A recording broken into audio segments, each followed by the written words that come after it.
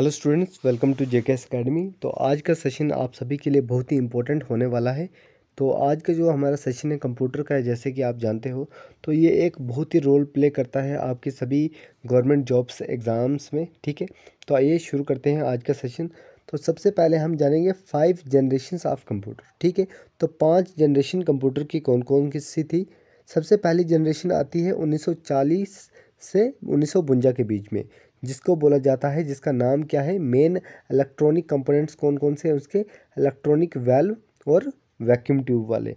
और main computers उनके कौन कौन से होते हैं, एसडैक, एडवैक और यूनिवैक। ठीक है, फिर नेक्स्ट 1952 से 64 के बीच में ट्रांजिस्टर आता है। ट्रांजिस्टर में IBM 700, IBM 1401, IBM 1620, CDS 1604, CDC 3600, Atlas, ICL 1901। उसके बाद आते हैं इंटीग्रेटेड सर्किट वाले। ठीक है, तो इनका टाइम पीरियड क्या होता है, 1964 से 1971 के बीच में।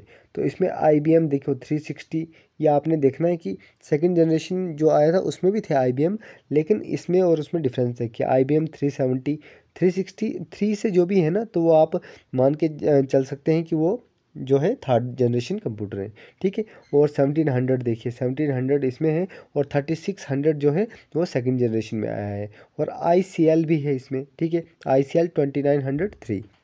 और फोर्थ जनरेशन की बात करें अगर, फोर्थ जनरेशन कंप्यूटर की, तो ये 1971 इसका टाइम था, और largely integrated circuit type computer थे ये, जिसमें एप्पल DCM आता है।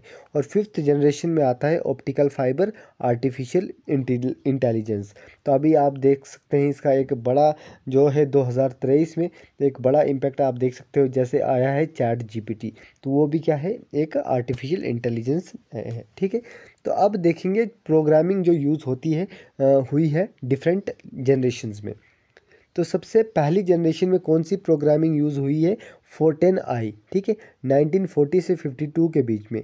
और सेकंड जनरेशन कौन सी होती है, 52 से 64 के बीच में, जिसमें 410i एक तो हुई है, और एल्गोल 60, कोबोल और लिस्प। तो ऐसे क्वेश्चन पूछे जाते हैं कि सेकंड जनरेशन में कौन सी जो है प्रोग्रामिंग जो है लैंग्वेज यूज़ की गई है। ठीक है, नेक्स्ट देखिए थर्ड जनरेशन जो होता है 1964 से 71 के बीच में चलता है।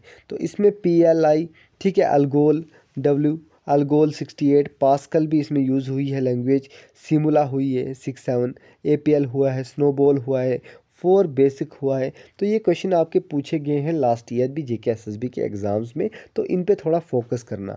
फोर्थ जनरेशन की बात करें, 1971 की बात करें, तो कौन सी लैंग्वेज यूज़ हुई है, क्लू, अल्फर्ड, यूक्लिड, रिफॉर्म्ड जो पास्कल थी, पहले पास्कल थी लेकिन रिफॉर्म्ड पास्कल फोर्थ जनरेशन में यूज़ हुई है, मोडुला, आइडा और एरेकल। और फिफ्थ जनरेशन की अगर हम बात करें हैं, फ्यूचर के बारे में अगर बात करते हैं, तो अभी आर्टिफिशियल इंटेलिजेंस लैंग्वेजेस जो है यूज़ की जाती हैं। तो यहाँ तक क्लियर है। अब देखिए कुछ सुपर कंप्यूटर जो डेवलप किए गए हैं दुनिया में। ठीक है, क्रेकिस नाम क्या है, क्रेकिस, जिसको के रिसर्च को ने कंपनी ने USA ने क्या किया है, मैन्युफैक्चर किया है। डीप ब्लू एक जो है सुपर कंप्यूटर है, जिसको IBM कंपनी ने USA के मैन्युफैक्चर किया है। ब्लू जीन भी उसी कंपनी ने जो है सुपर कंप्यूटर क्या किया है, मैन्युफैक्चर किया है। कॉस्मोस देखिए किसने किया है, कैम्ब्रिज यूनिवर्सिटी UK।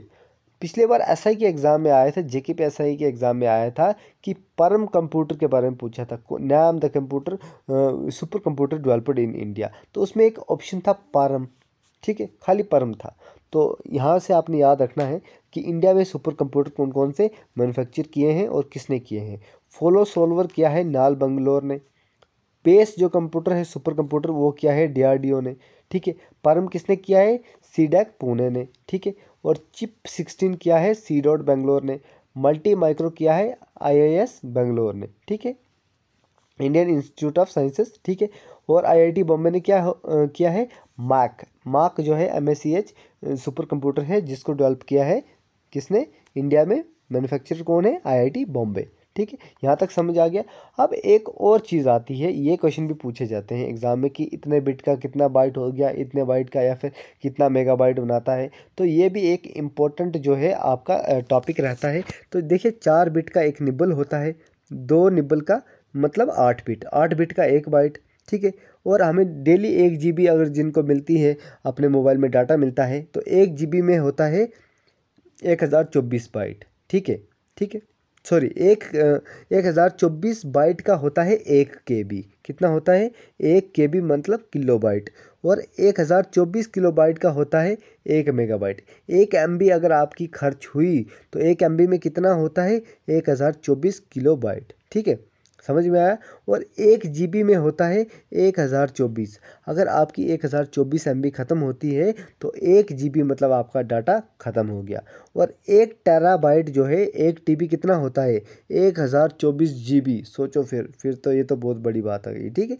और 1 पेटाबाइट कितना होता है? 1024 TB। ये तो उससे भी ज़्यादा। तो ये आपने जो यूनिट ऑफ मेजरमेंट है ये याद रखनी है, जो कंप्यूटर में जो है इम्पोर्टेंस रखती है, ठीक है, डाटा की। नेक्स्ट देखिए शॉर्टकट कीज़, ये तो बेसिक्स हैं, ठीक है। आगे एक्सेल पे करेंगे, माइक्रोसॉफ्ट पे भी करेंगे, लेकिन ये बेसिक आप थोड़ा जान लो। शॉर्टकट की जो है Ctrl+A से सिलेक्ट ऑल होता है, Ctrl+B से बोल्ड होता है, Ctrl+C से कॉपी होता है, Ctrl+D से क्या होता है? फॉन्ट डायलॉग बॉक्स आ जाता है। Ctrl+E से सेंटर का अलाइनमेंट होता है ई से, ठीक है।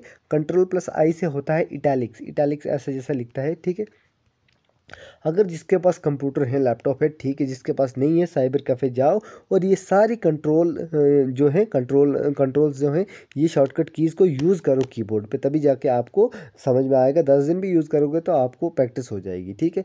Ctrl+J होता है जस्टिफाइड अलाइनमेंट, Ctrl+L होता है लेफ़्ट अलाइनमेंट, Ctrl+N होता है ओपन न्यू ब्लैंक डॉक्यूमेंट। अगर नया डॉक्यूमेंट खोलना है तो Ctrl+N करोगे तो हो जाएगा।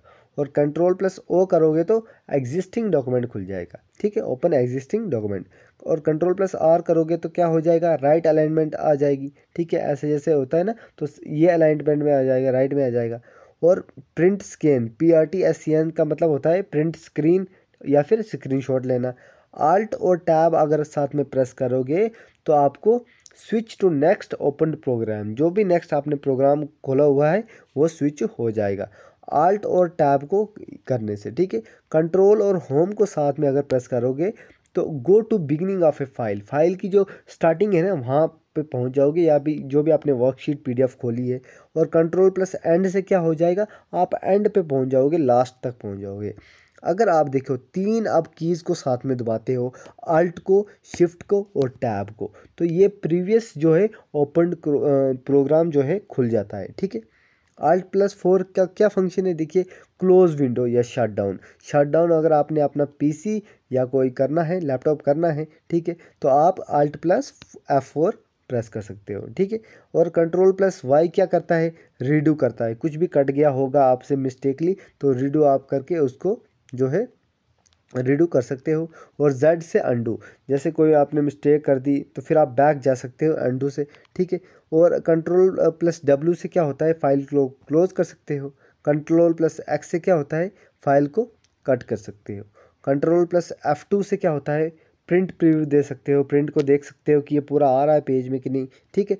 और जो है F1 जो है, F1 से हेल्प, ठीक है, F1 किसके लिए होता है? हेल्प के लिए। F2 जो फंक्शन की है वो एडिट या फिर रीनेम के लिए। F4 से प्रॉपर्टीज शो करता है। F5 से गो टू, ठीक है। F7 से देखिए स्पीक चेक करता है, स्पेल की अगर स्पेलिंग की चेक करनी होगी तो वो F7 फंक्शन की से हो जाता है। F12 से क्या होता है? सेव कर सकते हैं डायरेक्ट आप।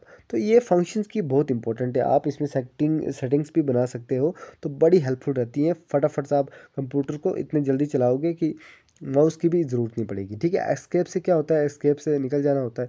Ctrl+S से सेव हो जाता है, Ctrl+U से अंडरलाइन हो जाता है, Ctrl+P से प्रिंट, और Ctrl+K से क्या होता है? हाइपरलिंक। तो फिलहाल आपको समझ में आया होगा, ये PDF आपको मिल जाएगी और इनको 2-3 बार पढ़ना आपको समझ में आएगा। फिलहाल के लिए इतना ही, मिलते हैं नेक्स्ट क्लास में। Bye bye, take care.